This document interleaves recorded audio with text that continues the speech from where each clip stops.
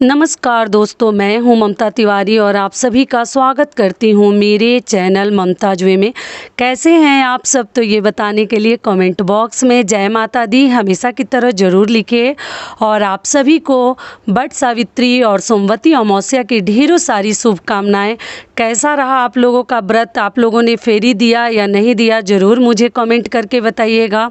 तो चलिए, व्रत के बाद, पूजा करने के बाद आज कथा सुनना बहुत अधिक शुभ माना जाता है। वो वट सावित्री का कथा हो या सोमवती अमावस्या का कथा हो, आपको कथा ज़रूर सुननी चाहिए। जब कभी भी समय मिले आज कथा ज़रूर सुन लीजिएगा, बिल्कुल मत भूलिएगा। तो चलिए, आज मैं आपके सामने वट सावित्री की कथा प्रस्तुत करूंगी, जो हमारे बड़े बुजुर्ग कहते हैं। ये किताब से नहीं ली गई है, लेकिन जो हमारे बड़े, हमारे दादी, काकी, नानी जो कथा सुनाती हैं, वो कथा मैं आपके सामने प्रस्तुत करूंगी। तो इससे पहले दोस्तों, अगर आपको मेरा कथा पसंद आता है तो प्लीज़ आप मेरे चैनल को सब्सक्राइब कर दीजिएगा, बेल आइकन को प्रेस कर दीजिएगा, जिससे मेरे वीडियो के नए नोटिफिकेशन आप सभी के पास सबसे पहले पहुंचे। तो चलिए शुरू करते हैं।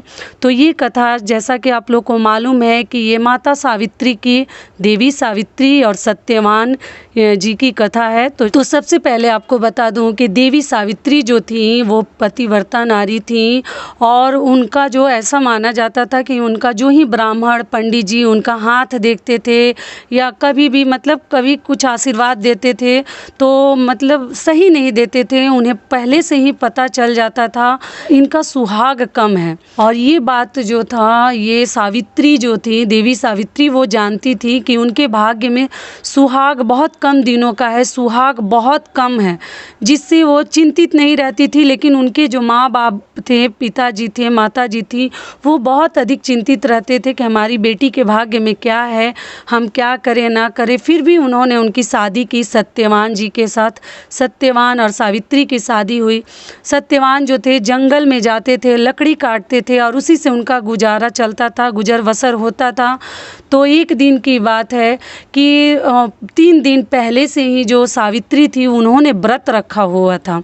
बट सावित्री का व्रत वो 3 दिन पहले से ही रखी थी, और उन्हें ये बात पता थी कि आज इनका मृत्यु जो है नज़दीक है, आज इनकी मृत्यु होगी। तो इसलिए वो रोज़ जंगल जाते थे, तो वो जो ही खाने के लिए जो चीज़ें हैं उनको बांध कर दे देती थी, और वो चले जाते थे, लकड़ी काटते थे, लकड़ी बेचते थे, और फिर शाम को घर आते थे।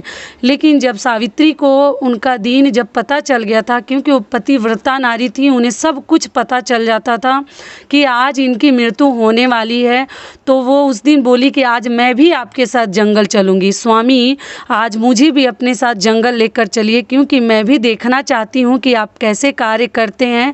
लेकिन सत्यवान जो थे, सत्यवान जी, वो बोले कि नहीं, तुम किस लिए जंगल में जाओगी, आप घर पे रहो, मैं ही जाता हूँ और लकड़ी काटकर शहर में बेचकर फिर मैं शाम को वापस आ जाऊँगा। लेकिन सावित्री जो थी, वो सब कुछ उन्हें पता था कि आज सही नहीं है, दिन भी सही नहीं है, और आज इनकी मृत्यु हो जाएगी, तो इन्हें अकेले हम कैसे छोड़ें। तो सती जो थी, सावित्री, वो बोली कि नहीं, मैं भी चलूँगी, और ज़बरदस्ती वो अपने पति सत्यवान जी के साथ जंगल गई।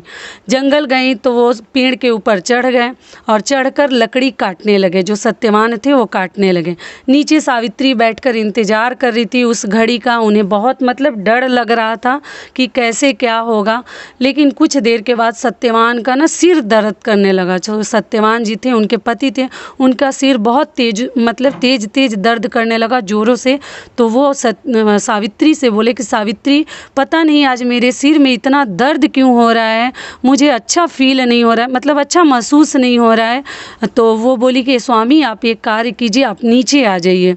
तो सत्यवान जो थे, सावित्री के कहने के अनुसार नीचे उतर गए पेड़ से और बैठ गए। सावित्री फिर वो बेहोश होने लगे। धीरे धीरे वो होश जो था उनका ख़त्म होने लगा और वो मूर्छित होने लगे। सावित्री क्या की, गोद में उनके सिर को लेकर बैठ गई, और वहीं वो सत्यवान जी थे, वो लेट गए। लेटने के कुछ देर के बाद यमराज वहाँ आए। यमराज बोले कि इनका तो मतलब कालचक्र पूरा हो गया है, इनकी इतना ही आयु थी और ये तो इनको तो अब मैं लेकर जाऊंगा। तो सावित्री बोली कि ठीक है लेकर जाइए, मैं कहाँ मना कर रही हूँ। सावित्री जो थी बहुत अधिक समझदार थी, पतिव्रता के साथ साथ समझदार भी थी, सुशील भी थी और इस वजह से वो अपने पति को पुनः जीवित भी कर ली थी। तो क्या हुआ कि वो बोले कि ठीक है मैं इनको लेकर वो चल दिए। जैसे उनके पति को वो साथ में यमराज लेकर चलने लगे, पीछे पीछे सावित्री भी जाने लगी। वो बोले कि आप कहाँ जा रही हो, आपका अभी समय पूरा नहीं हुआ है, केवल आपके पति का समय पूरा हुआ है, आप घर चले जाइए। सावित्री बोली कि नहीं मैं घर नहीं जाऊंगी। तो जो यमराज थे वो बहुत अधिक परेशान हो गए, फिर सावित्री पीछे पीछे चलने लगी। तो बोले कि तुम क्या चाहती हो। तो बोली कि मैं कुछ नहीं चाहती हूँ, मैं भी आपके साथ मृत्यु लोक चलूँगी। तो बोले ऐसा नहीं होता है, अभी आपको धरती पर रहनी है, आपका समय पूरा नहीं हुआ, आप घर जाइए। बहुत कुछ समझाते थे लेकिन सावित्री जो थी कुछ देर रुक जाती थी फिर चलने लगती थी, वो मान नहीं रही थी। जो यमराज थे उनकी बातें वो मान नहीं रही थी। तो वो बोले कि तुम क्या चाहती हो, कुछ मांग लो, जो वरदान मतलब तुम्हें कुछ वरदान चाहिए तो बोलो, मैं वो वरदान ज़रूर तुम्हें दूंगा अगर कुछ चाहिए तो। तो बोली कि नहीं मुझे कुछ नहीं चाहिए, सबसे पहले आप मेरे उनके जो सास ससुर थे वो अंधे थे, उन्हें आँख से दिखाई नहीं देता था, वो 3 वरदान मांगी थी। सोचिए वो कितनी समझदार थी।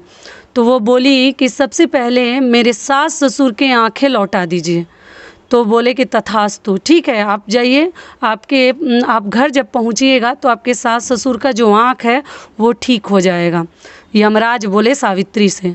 तो सावित्री बोली कि ठीक है, तो ये भी वरदान वो दे दिए कि ठीक है सही हो जाएगा, आप घर चले जाइए। फिर भी सावित्री नहीं मानी, वो चलते गई पीछे पीछे जा रही थी। फिर यमराज परेशान हो गए। फिर यमराज बोले कि आप क्या चाहती हो, फिर क्यों आप आ रही हो, मृत्यु लोक अब बहुत नज़दीक है, आप घर चले जाओ। तो वो बोली कि नहीं मैं घर नहीं जाऊंगी, आप मेरे घर में अन्न धन सब भर दीजिए, क्योंकि हमारे घर में खाने के लिए भी यही हमारे पति थे जो कमा कर लेकर जाते थे, लकड़ी काटते थे, लकड़ी बेचते थे और उसी से हमारा गुजर बसर होता था, तो हमारे घर में अन्न धन भर दीजिए। तो यमराज बोले कि ठीक है ये भी हो जाएगा, आप जो चाहती हैं आपके मन की हर मनोकामना पूर्ण हो जाएगी, तथास्तु। फिर वो आगे कहकर चलने लगे कि अन्न धन भी आपके घर में भर जाएगा, लेकिन आप जाइए माता, आप जाइए, आप कैसी महिला हैं कि आप मृत्यु लोक हमारे पीछे पीछे आ रही हैं और आप अपने घर नहीं जा रहे हैं, आप बहुत जिद्दी हैं। तब जाके सावित्री, उनको कुछ फ़र्क नहीं पड़ रहा था, माता सावित्री को चलते जा रही थी। फिर कुछ देर के बाद उनको लगा कि अरे ये तो मानेगी नहीं, ये तो बिल्कुल हमारे साथ आ गई और ये पहुंचने वाले ही हम लोग हैं मृत्यु लोक में। फिर वो पूछे कि आप क्या चाहती हो, क्यों नहीं पीछा छोड़ रही हो, आप घर क्यों नहीं जा रही हो, आप जाइए माता, आप जाइए। लेकिन सावित्री जो थी बिल्कुल नहीं सुन रही थी और वो पीछे पीछे चले जा रही थी। तब बोली कि मुझे पुत्रवती होने का वरदान आप दे दीजिए। तो यमराज जो थे बिना सोचे समझे वो बोल दिए तथास्तु, ठीक है आप जाइए, आपको पुत्र भी मिलेगा, आप घर जाइए और पुत्रवत आपको ज़रूर इसके 9वें महीने आपको पुत्र होगा। तो आप अब तुम हमारा पीछा छोड़ दीजिए, अब आप चले जाइए। पीछे पीछे सावित्री जो थी चलने लगी। तब यमराज बोले कि अब बताइए, अब मैं आपको लेकर मृत्यु लोक नहीं जा सकता, क्योंकि वहाँ जीवित लोग नहीं जाते हैं, जो मर जाते हैं, जिनकी मृत्यु हो जाती है वही लोग जाते हैं, आप क्यों नहीं हमारा पीछा छोड़ रही हैं। तब सावित्री इतनी समझदारी से उन्होंने उत्तर दिया कि प्रभु आप जो हैं हमारे पति को लेके अपने साथ जा रहे हैं मृत्यु लोक, और आपने मुझे पुत्रवती होने का वरदान दिया है, तो जब पति को ही आप लेके चले जाएंगे तो फिर मैं पुत्रवती कैसे होंगी, फिर मुझे पुत्र कहाँ से होगा। तो आपने तो हमें वरदान दे दिया, लेकिन वो वरदान पूरा कैसे होगा।